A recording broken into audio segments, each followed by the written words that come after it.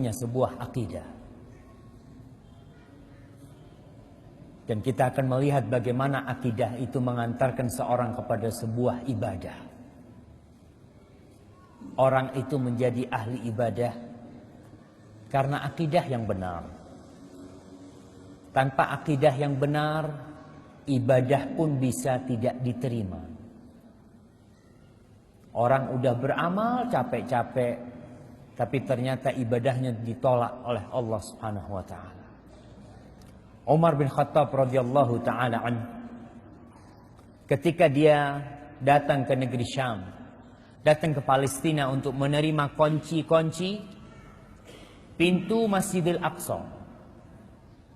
Sampai di sana dia disambut oleh pendeta-pendeta Nasara dari orang-orang Nasrani. Sampai ke masjid, Umar menangis melihat orang-orang tua dengan jenggotnya yang putih, yang sudah sepuh. Umar menangis. Ditegur oleh Abu Ubaidah Amir bin Jarrah, "Wahai Amirul Mukminin, ini orang-orang tua yang kau lihat, ini orang Nasara. Mereka orang-orang non-muslim. Kenapa kau meneteskan air mata menangis?" Apa kata Umar bin Khattab radhiyallahu taala anhu? Aku ingat dengan firman Allah Jalla Jalaluh, "Amilatun nasibah tasla naran hamiyah." Amilah nasibah. Seseorang itu beramal, beribadah, capek. Nasibah itu artinya lelah dia beramal. Tapi ternyata dengan amalan yang dia lakukan, tasla naran hamiyah, masuk ke neraka yang panas. Amalannya itu mengantarkan dia ke neraka, bukan ke surga. Karena ada kesalahan dalam beramal. Banyak di antara kita yang senantiasa berbicara, "Ustadz, yang penting kan sholat." Daripada bicara ini, itu yang penting orang sholat. Subhanallah, tidak. Yang penting itu bagaimana kita sholat dan diterima sholat kita. Tidak sia-sia. Karena ternyata ada orang-orang yang sholat tempatnya di neraka. Kalau yang nggak sholat jangan dibicarakan. Yang sholat, Allah Subhanahu wa taala berfirman, "Fawailun lil musallin."